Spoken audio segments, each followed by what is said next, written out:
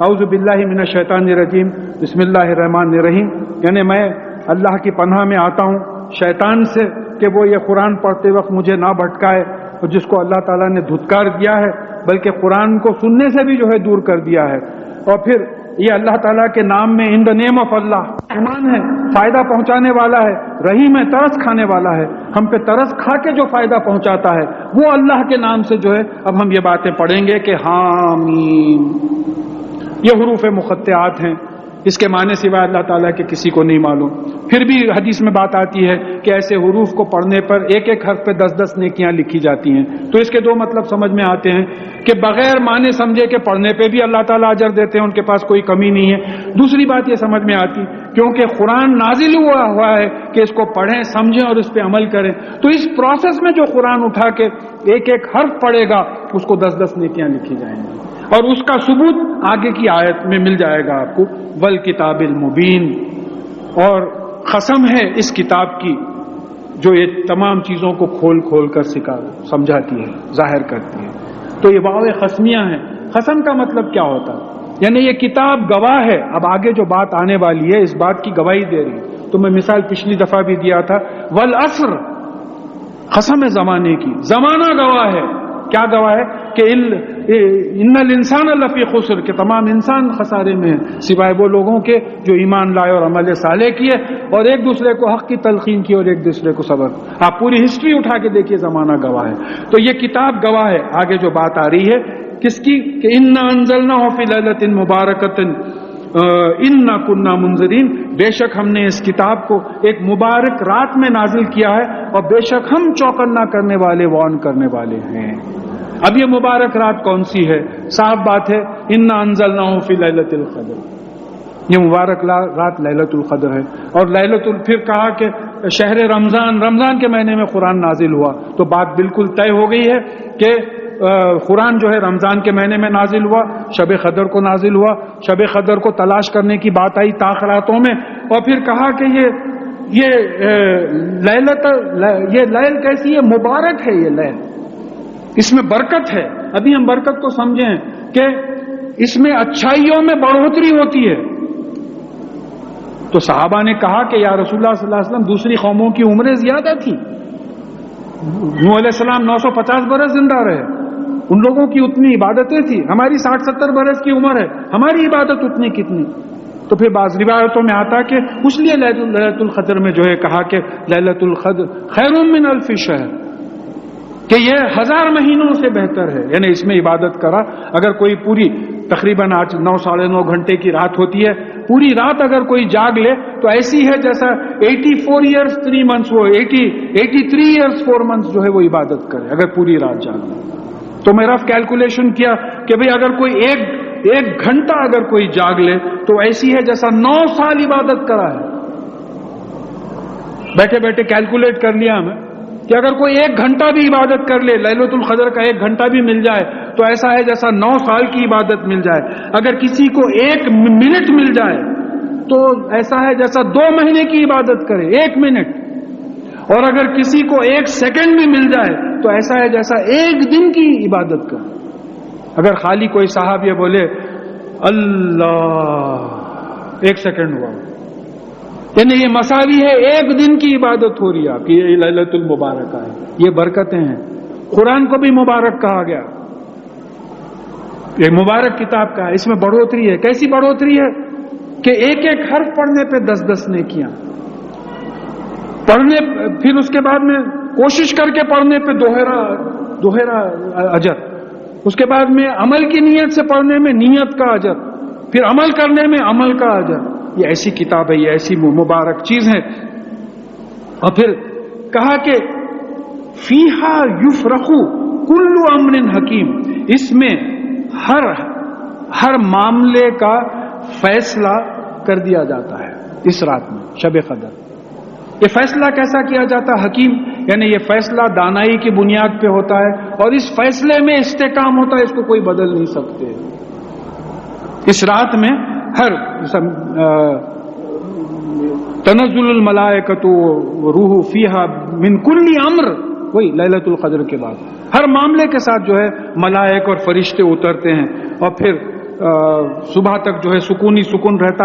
اب یہ جو معاملہ ہے یہ کیسا ہوتا؟ امرن من عندنا، اور یہ ہمارے حکم سے ہوتا ہے. یہ جو فرشتے آتے ہیں، جو جبرائیل علیہ السلام آتے ہیں، اور پھر اس کے بعد میں جو محمد صلی اللہ علیہ وسلم کو شب قدر میں قرآن دی گئی، یہ ہمارے حکم سے ہوتا ہے. انا کننا مرسلین، اور بے شک ہم ہی بھیجنے والے تھے یہ سب چیزیں. یعنی فرشتوں کو بھی ہم ہی بھیجے، جبرائیل علیہ السلام کو بھی ہم ہی بھیجے، محمد صلی اللہ علیہ وسلم کو بھی ہم ہی رسول بنائے، مرسلین بھیجنے والے. ابھی قرآن کو بھی ہم نہیں بھیجا. کیسا بھیجا؟ رحمتم من ربک، آپ کے پالنے والے مالک اللہ کی طرف سے رحمت بنا کے بھیجا ان لوگوں کو. ڈھونڈو تاخراتوں میں. اس سے پہلے بات آئی کہ فرض کیجئے کوئی بولے کہ بھئی یہ مسجد بنانے سے پہلے کمیٹی والوں کو معلوم نہیں تھا یہاں ایک 100 کروڑ کا خزانہ دفن ہے. تو میں سمجھتا ہوں کوئی صاحب قیمت دے کے مسجد خرید کے ایک ایک اینٹ گرا دیں گے اور 100 کروڑ کے خزانے کو نکالنے کے واسطے. حالانکہ دنیا کا ہے وہ، ہماری زندگی تو اس کے بعد میں ختم. یہاں بول رہے ہیں رسول اللہ صلی اللہ علیہ وسلم کی حدیث کے الفاظ بڑے معنی خیز ہیں کہ شب قدر کو تلاش کرو، ڈھونڈو. دیکھیے مجھے ایک بات سمجھ میں آتی، کوئی صاحب مجھ سے پوچھے تھے اس کا سائنٹیفک ایکسپلینیشن کچھ ہو سکتا ہے کیا؟ دیکھیے رات جو آتی ہے، یہ سورج ہے، یہ زمین ہے، زمین کے اس طرف رات آتی ہے. تو شب قدر یہاں کسی وقت آ رہی ہے، مکہ معظمہ میں کسی وقت آ رہی ہے، نیوزی لینڈ میں کسی وقت آ رہی ہے، آپ کے کینیڈا میں کہیں آ رہی ہے، ساؤتھ افریقہ میں کہیں آ رہی ہے. ہر جگہ شب قدر کا جو ہے ٹائم بدلتے چلے جا رہے ہیں. تو مجھے ایک بات سمجھ میں آتی کہ ہو سکتا ہے کہ شب قدر اس وقت ہوتی ہے جب زمین عرش کے نیچے سے گزرتی ہے. تو جیسا فوج کا پریڈ ہوتا اور جو چیف گیسٹ کے سامنے آتے تو کمانڈر بولتا آئیز رائٹ، تو پورے جو ہے آنکھیں ادھر کر لیتے. تو ہو سکتا ہے کہ وہ پوری زمین والے جو ہے اللہ تعالیٰ کی عبادت میں مشغول رہتے ہیں. تو یہ اتنی بڑی رات ہے کہ اس کو 1000 مہینوں کی عبادت سے جو ہے بہتر، خیر من الف شہر، بہتر بتایا گیا. تو اس کی تلاش شروع ہو جانا چاہیے. اور پھر یہ رحمت ہے آپ کے پالنے والے اللہ تعالیٰ کے طرف سے. یہ کیسے ہیں؟ انہ هو السمیع العلیم، یہ سنتے بھی ہیں، علم بھی رکھتے ہیں. دیکھیے سننے کے لیے کان ہونا ضروری نہیں ہے، مائکروفون بھی سن رہا ہے، بول رہا ہے. دیکھنے کے لیے آنکھ ہونا ضروری نہیں ہے، کیمرہ دیکھ رہا ہے. کل ہی میچ پورا ٹیلی کاسٹ ہو رہا تھا، آپ وہ سب دیکھ رہے تھے جو کیمرہ دیکھ رہا تھا. تو نہیں معلوم اللہ تعالیٰ، اتنا ماننا پڑتا کہ اللہ تعالیٰ سنتے بھی ہیں اور دیکھتے بھی ہیں. پھر یہ کس رب کی طرف سے یہ سب نازل ہوئے ہیں، فرشتے، روح، قرآن اور محمد صلی اللہ علیہ وسلم. یہ کیسے رب ہیں، یہ کیسے پالنے؟ رب السماوات والارض وما بینہما، یعنی آسمانوں اور زمین کے مالک اور پالنے والے اور جو کچھ ان دونوں کے بیچ میں ہے. ان کنتم موقنین، اگر تم یقین رکھتے ہو، لا الہ الا ہوا یحیی و یمیت، کہ اللہ کے سوا کوئی اتھارٹی، کوئی الہ، کوئی معبود نہیں ہے. وہی زندگی دیتے ہیں، وہی موت دیتے ہیں. اللہ کے سوا کوئی زندگی نہیں دے سکتا، کوئی موت نہیں دے سکتا. حضرت علی رضی اللہ تعالیٰ عنہ سے کسی نے سوال کیا کہ اللہ تعالیٰ کے وجود کے ثبوت میں آپ کچھ بیان فرمائیے. تو انہوں نے کہا کہ میں کچھ سوالات کرتا ہوں، اس کا جواب دو. تو پوچھا کہ تم جو اس دنیا میں آئے ہو، اپنی مرضی سے آئے ہو یا کسی اور کی مرضی سے آئے ہو؟ سوچ کے جواب دو. اس نے کہا کہ مجھے تو پتہ ہی نہیں تھا، میں کیا مرضی اپنی چلے گی، میری مرضی سے تو نہیں آیا. تو تم جب بیمار پڑتے ہو اپنی مرضی سے پڑتے ہو یا دوسرے کی مرضی سے؟ تو بولے میری مرضی چلی تو میں بیماری کا کو پڑھوں گا. تم جب تم کو شفا ہوتی ہے تو اپنی مرضی سے ہوتی ہے یا دوسرے کی مرضی سے ہوتی ہے؟ تو بولے میری مرضی چلتی تو میں فوراً شفا ہو جاتا. تو تم جب مرو گے تو اپنی مرضی سے مرو گے یا کسی اور کی مرضی سے مرو گے؟ تو کہا کہ مان لیا کہ اللہ ہے، اس کی مرضی سے زندہ ہوتے ہیں، اس کی مرضی سے مرتے ہیں. لا الہ الا اللہ، کسی چیز کو جو ہے سکت نہیں ہے کسی کو زندگی دینا اور موت دینا. اللہ تعالیٰ ذریعے بنا دیتے ہیں. ڈاکٹر ذریعہ بنتا ہے، ڈاکٹر زندگی نہیں دیتا، ذریعہ بنتا ہے، ذریعہ بنا دیتے ہیں. ربکم و رب آباؤکم الاولین، یہ تمہارا مالک اور پالنے والا اور تمہارے باپ دادا کا بھی مالک اور پالنے والا. بل ہم فی شک یلعبون، مگر یہ جو ہے یہ شک کی وجہ سے سیریس نہیں لے رہے ہیں، اس کو کھیل کود میں مذاق میں لے رہے ہیں، شک میں پڑے ہوئے ہیں. काय के शक में पड़े हुए कि शब कदर को मलाइक आते, रूह आती, जिब्रील अलैहिस्सलाम आते, मोहम्मद सल्लल्लाहु अलैहि वसल्लम को शब कदर पे जो है कुरान नाजिल हुई, कुरान आया, ये तमाम चीजों से शक में पड़े हुए, सीरियस नहीं लेते, खेल कूद में ले लेते। तो ये बात समझना है। फरतखिब, ये दुखा का जो लफ्ज आया, जो सूरत दुखा धुएं के मानों में जो आई है कि फरतखिब यौमा ताती समाउ बिदुखान मुबीन, तो फिर आप ऐसे दिन का इंतजार कीजिए जिस दिन आसमान से एक जाहिर धुआं आएगा।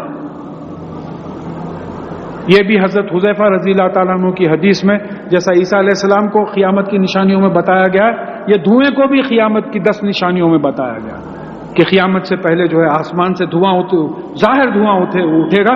यख्शन नास, जो इंसानों को जो है ढांप लेगा। हाजा अज़ाबुन अलीम, ये बड़ा तकलीफ दे अजाब होगा। रब्बनक शिफ अन्नल अज़ाबा इन्ना मोमिनून, और लोग दुआ करने लगेंगे कि ऐ हमारे मालिक, ऐ हमारे पालने वाले, ये अजाब हमसे दूर कीजिए, बेशक हम मोमिनून, हम यकीन कर लेंगे, हम ईमान ला लेंगे। अन्ना लहुमुज़ ज़िक्रा, अब इनका ईमान लाना, नसीहत हासिल करना क्या फायदे का है? हो गया। अब फेल हुए बाद सिर फोड़ ले रहे हैं तो क्या करेंगे? साल भर पढ़े नहीं, रिजल्ट निकला, मालूम हुआ कि फेल हो गए, अब आके रोते बैठे तो फायदा क्या? हो गया, वक्त गुजर गया, अब कहाँ की नसीहत हासिल करने का वक्त ही नहीं रहा। फ़क़द जाअकुम रसूलुम मुबीन, और तुम्हारे पास एक ऐसे रसूल आए थे जो हर चीज को जाहिर कर देते थे, खोल खोल के समझाते थे तुमको। और फिर सुम्मा तवल्लौ अन्हुम, और तुम उस वक्त जो है तुम उनसे पीठ पलटा के चले गए। वक़ालू मुअल्लिमुम मजनून, और ये कहने लगे कि ये किसी के सिखाए हुए हैं, इन पे जिन सवार है, मजनून है। मजनून किसको बोलते? जिन पे जिनका साया हो गया है, जिनका असर हो गया है, ये जुनून में बोलते चले जाते। ये ऐसी बातें करते थे उस जमाने में। इन्ना काशिफुल अज़ाबी खलीलन इन्नकुम आइदून, बेशक हम जो है इस अजाब को थोड़ा सा तुमसे दूर करेंगे, लेकिन फिर तुम पलट जाओगे अपनी पुरानी कैफियत। अल्लाह ताला जानते हैं ये बेगैरत किस्म के लोग हैं, जो कुफ्र और शिर्क और निफाक में जो पड़े हुए हैं, ये जो है फिर पलट जाएंगे। यौमा नब्तिशुल बच्शतल कुबरा, जिस दिन हम पकड़ेंगे एक बहुत बड़ी पकड़, ग्रिप में हमारे आ जाओगे, ऐसी जबरदस्त ग्रिप होगी। इन्ना मुंतकिमून, और बेशक हम बदला लेने वाले हैं। वह लक़द फतन्ना क़ब्लहुम क़ौम फ़िरौन व जाअहुम रसूलुन करीम, और हमने इनसे पहले फिरौन की कौम को आजमाया, और उनके पास एक बाइज्जत ऑनर्ड रसूल यानी मूसा अलैहिस्सलाम आए, और उनका पैगाम क्या था? अन अदू इलैया इबादिल्लाह, कि और मैं ये जो बनी इस्राइल अल्लाह ताला के गुलाम हैं, इनको मेरे हवाले कर दो। इन्नी लकुम रसूलुन अमीन, और मैं तुम्हारे लिए एक रसूल यानी अल्लाह ताला का भेजा हुआ अमानतदार हूँ, ट्रस्टवर्दी हूँ, मैं झूठ नहीं बोल रहा हूँ, अमीन हूँ मैं। वह अन ला तालू अल्लाह, और ये कि अल्लाह ताला से सरकशी मत करो। इन्नी आतीकुम बि सुल्तानिन मुबीन, बेशक मैं तुम्हारे पास एक खुली हुई दलील, एक खुला हुआ सबूत, एक खुली हुई अथॉरिटी लेके आया हूं। मोजिज़े हैं, ये ऐसा फेंकता हूं देखो सांप हो जाता है, बगल में हाथ डाल के निकालता हूं सफेद हो जाता हूं, ये ऐसा आया हूं।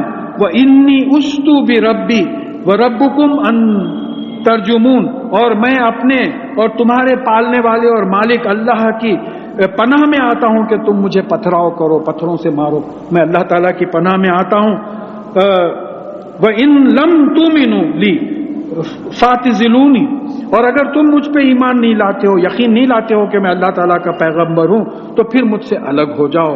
फदा रब्बहु अन्ना हाउलाई कौम मुजरिमून, तो फिर मूसा अलैहिस्सलाम ने अपने पालने वाले मालिक अल्लाह से दुआ की कि बेशक ये कौम मुजरिम है, ये कौम अल्लाह ताला के और मेरे अहकामात के खिलाफ जो है काम करती है। तो वहां से हुक्म आया फ़अस्री बि इबादी लैलन इन्नकुम मुत्तबऊन, तो कहा गया है कि रात मेरे बंदों को लेके निकल जाओ और तुमको फॉलो किया जाएगा। देखिए इत्तिबा को समझा दिया गया, मुत्तबून, इन्नकुम मुत्तबऊन, इत्तिबा यानी फिजिकली फॉलो करेंगे फिरौन और उसकी फौज तुमको। तो इत्तिबा का मतलब यह है कि किसी के पीछे पीछे अमल से चलना, अमल करते हुए चलना, किसी के मुताबिक अमल करना। तो ये जब पीछे आएंगे तो फिर उस वक्त क्या करो, वत्रुकिल बहरा रहवा, تو یہ جو بحر میں راستہ بن گیا ہے، موسیٰ علیہ السلام جب ریڈ سی کے پاس آئے تو پیچھے فرعون کی فوج ہے، سامنے سمندر ہے، تو دعا کیا آپ نے اور اللہ تعالیٰ نے کہا کہ سمندر پہ عصا مارو. جب عصا مارا تو پانی جو ہے ہٹ کے دو پہاڑوں کی طرح ٹھہر گیا. وہ زمین، اس خشک زمین سے جو بالکل سوکھ گئی تھی، اس میں سے آپ اپنی فوج کو لے کے نکل گئے.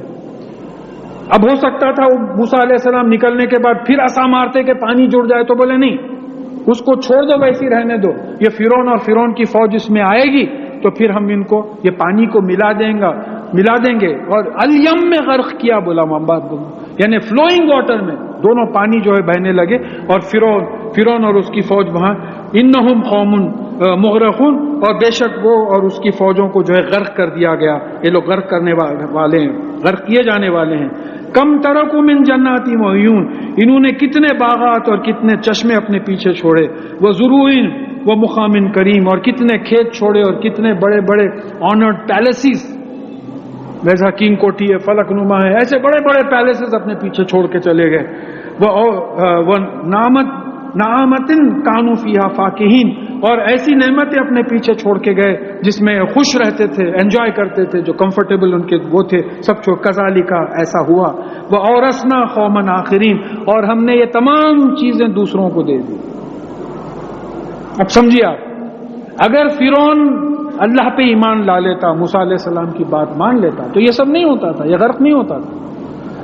تو یہ ان چیزوں سے ہم کو سبق لینا ہے کہ یہ چھوڑ کے جانا ہے. یہ کچھ نہیں.